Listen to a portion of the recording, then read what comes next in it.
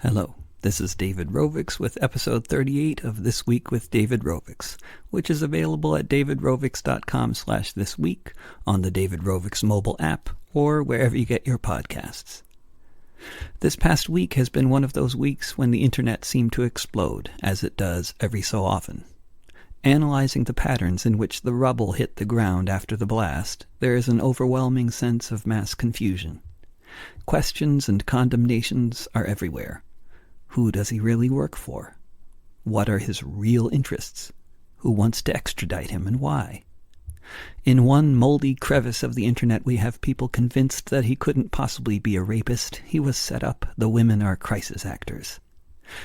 In another fetid corner are those loudly proclaiming that because he may be guilty of these accusations, who cares if he's extradited to the U.S. for entirely other reasons? And then, in still another myopic little hole, the loyal Democrats, convinced that anyone who calls out Hillary Clinton as an imperialist stooge of Goldman Sachs must therefore be working for both Putin and Trump. And therefore, so what if Julian Assange is thrown to the wolves in Alexandria, Virginia, along with Chelsea Manning? I get the powerful sense that people don't know what to believe. When faced with a situation where there are many different interests involved, putting forward different perspectives for their own particular reasons, there is a tendency for people to retreat into irrational little corners and shout obscenities at anyone who tries to talk to them. It is, however, through the opposite of this kind of retreat and shout mentality where we can begin to understand the world around us. It's imperative that you first turn off your TV.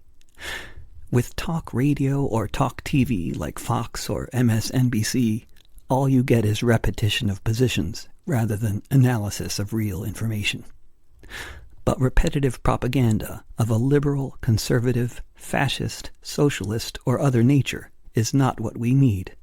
To understand the world, you need more information, not less, a broader array of angles from which to view the same situation, not more ways to beat a dead horse. Cutting to the chase, Julian Assange is wanted by the forces of empire in Washington, D.C., both Democratic and Republican, because he helped expose U.S. war crimes in Iraq, Afghanistan, and elsewhere. This is no longer a suspicion, but we can now say, since his arrest in London, it is a fact.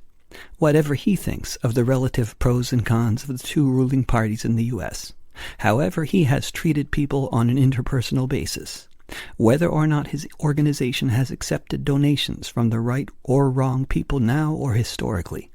While all of these questions are certainly relevant broadly, they are not relevant to the basic reason why the U.S. has been trying to resuscitate the moribund Espionage Act of 1920 to go after whistleblowers and journalists, or in the case of Julian Assange, whistleblower journalists. Chelsea Manning got 35 years. Her future at this point is very uncertain. There is no reason to suspect that the Justice Department will be seeking any less of a punishment in their case against Assange, which is being pursued for the exact same so-called crimes. The crime of exposing war crimes. This is why Julian Assange should be defended. Come on, fire! Hey, Roger.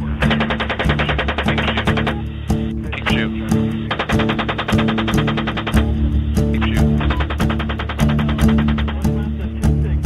I watched it on the TV. Machine guns fired towards the ground.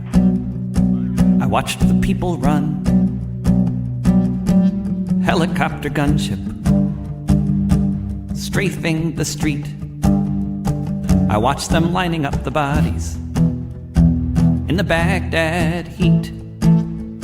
They say these leaks had consequences, and I must agree. When I saw them fire on the children, it affected me. I thought, what if I were wearing the other shoe? If I had a hammer, what would I do? I am just a person, like anyone. I am just another mother's son. I have no special powers. I cannot fly, not like that helicopter gunship up in the sky, sending all those bullets all around to the journalists and children on the ground. I am just one man, that's very true. But if I had a hammer, what would I do?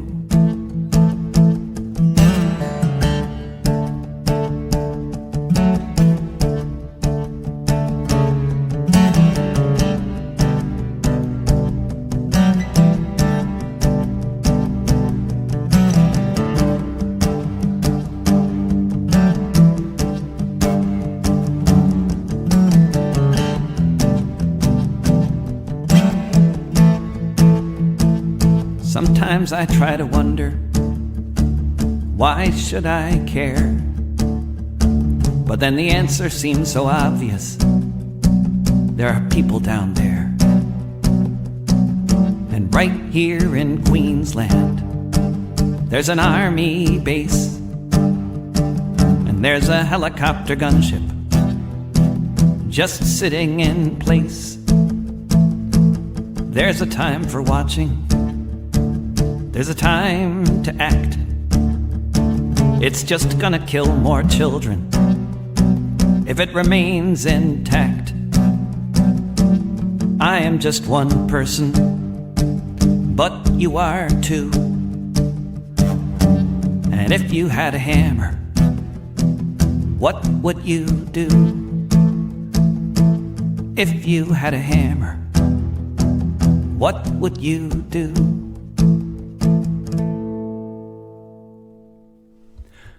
This has been episode 38 of This Week with David Rovics. I'm starting a new podcast as of this week, a very micro podcast called Song for Today, featuring a song related to this date in history. The podcast series will also include longer form special editions to be announced. You can check it out at davidrovics.com/songnews, and soon you'll also be able to find it along with This Week with David Rovics on all the usual podcasting platforms. To hear previous episodes of This Week with David Rovics and to learn how you can help support my podcasting efforts, go to davidrovics.com/thisweek. Okay, that's all for now. Hope to see you here and elsewhere again soon. And if you happen to be in Denmark, I hope to see you at Café Hellebeck on the last Sunday of April, or in Copenhagen, Odense, or Haderslev on May 1st.